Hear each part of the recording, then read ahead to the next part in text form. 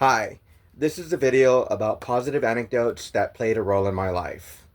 The world provides core elements that partner our existence and yet qualify fitting, worthwhile stories. My story uses certain reflections to honor that self-trust is powerful when it encompasses great philosophy. Things that have appeared to be working against me, being a racial minority and a medical client, could be magnified and biopsied for evaluative purposes. Perhaps another video will describe these. For now, I can confidently suggest that problems can recede by the influence of work, determination, and smart energy in an effort to redirect one's life and regain the necessary tools needed to feel content, happy, and fulfilled. The following experiences are anecdotes that I interpret as relevant for describing facets of me that have likely gone unnoticed, having shaped who I am today. The stories will each have takeaways that may make me more relatable than before. On my first day of school, as my dad held my hand walking up, I approached my first teacher who stood at the door of our classroom, and as she greeted me, I midway interrupted her with my nickname, having learned how to spell it that morning. Now, I seem to handily interject into people's standing lives, invested in the awakening process, but it's also an intentional practice of mine to be a strong listener. My mother, who prays every day, influenced me to pray as a child. My first night prayer ended up being a wish to see Shamu, the famous orca stationed at SeaWorld, leaving out details like one day or when and where.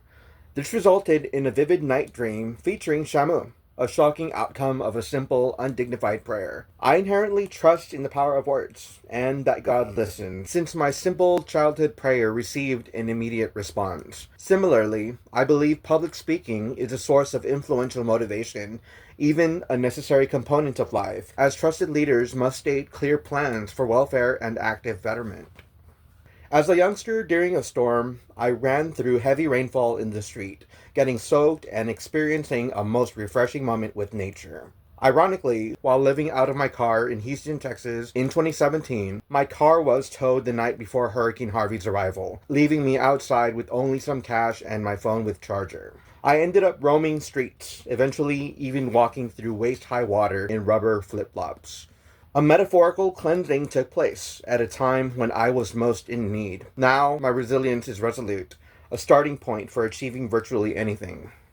One night, after a heated fight with an older brother, I ran outside so that I could shed tears in privacy. At that moment, I glared up at the bright stars and uttered the question, why me?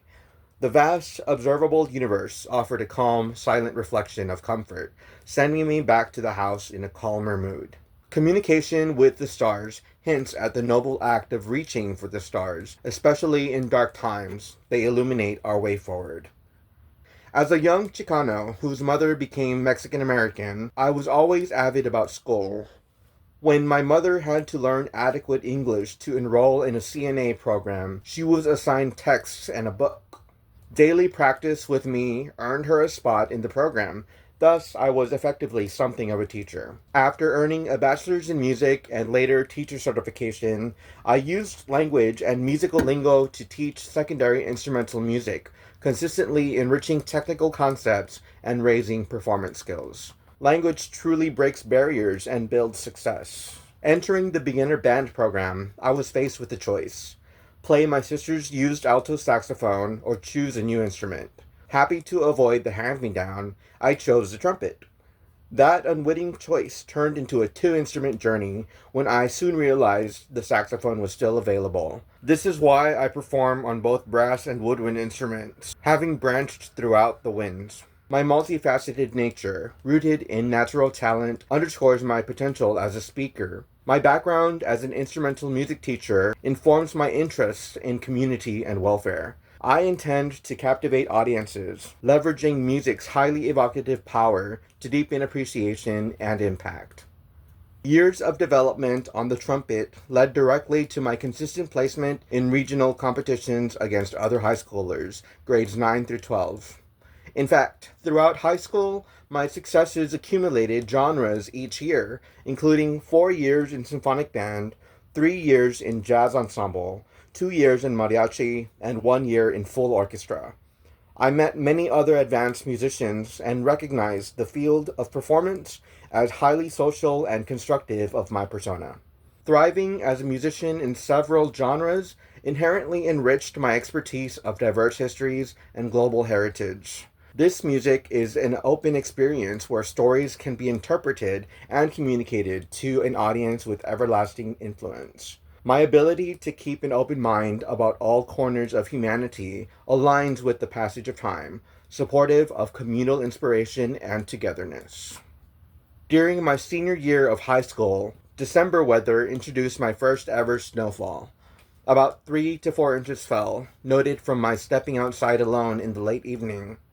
The clear sky became my headspace as I felt a great calm, all while cool and collected from the fresh garnishing of ice flakes on the front lawn. Brand new air and sentiments that arose with the snow granted me awareness about other potential sudden changes in life. Changes of heart, mind, and situation can inspire transformative growth. Grade school was not always easy. I began to experience occasional reader's block in third grade, and taking advanced classes as a high school freshman lowered my grade point average. It took me a while to successfully reintegrate into advanced classes.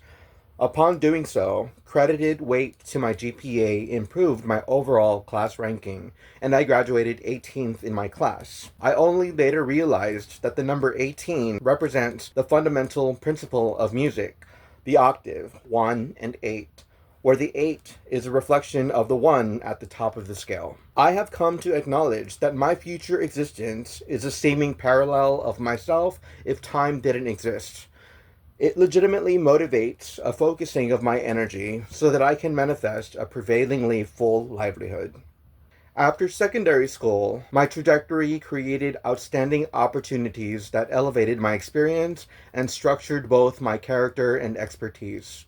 Having made Texas All-State twice in high school, I chose to study with a familiar professor. After only 1 year, his referral led to my invitation to replace an injured performer for a Drum Corps International organization, subsequently marching for 3 years. In my final year, I was invited to a second corps to replace a dropout and was part of a championship performance. The high-performance lifestyle unlocked my potential and focused my entire path. The experience of teamwork continues to challenge me to foster community in any way possible. I believe success is more likely to follow the efforts of a cohesive, family-like team. Feeling isolated and in a rut at university, I was spending more time in my dormitory when I switched on the Australian Open tennis broadcast that year.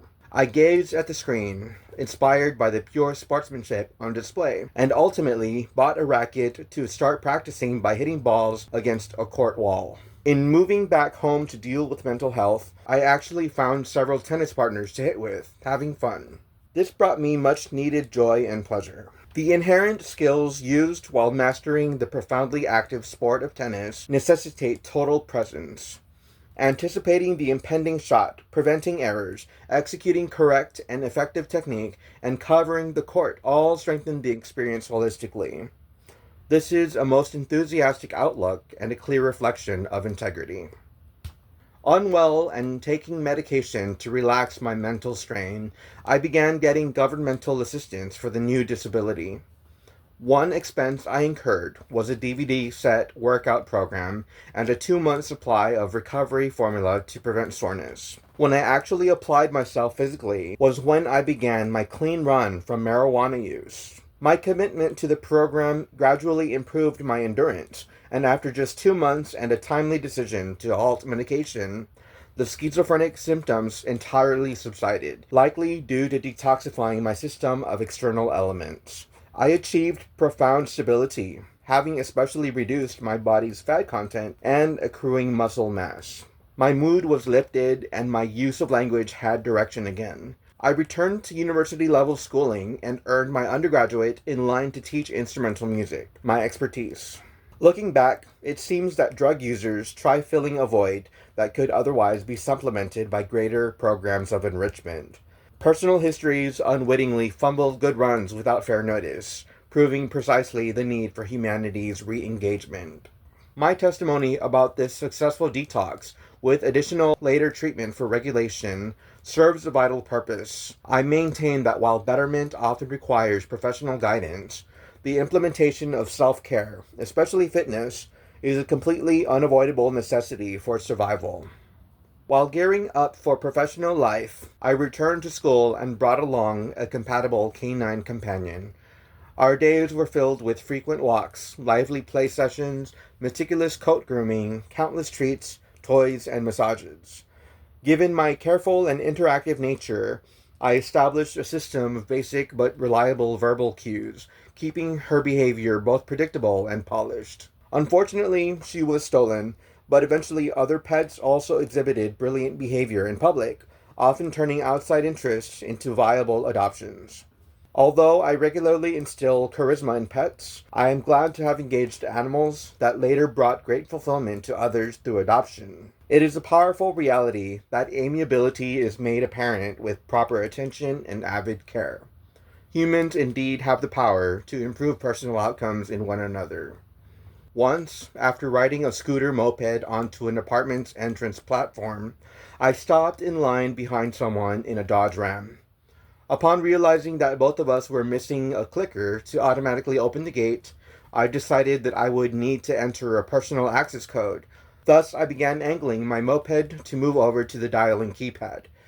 The Ram unexpectedly went into reverse, accelerating violently, and slammed its bumper directly into my left leg. My flinch, which prevented severe damage to my knee joint, resulted in the inadvertent breaking of two bones, the tibia and fibula. The subsequent hospital procedure put a rod in the larger bone, lending to a 4-month recovery period before I could walk without crutches.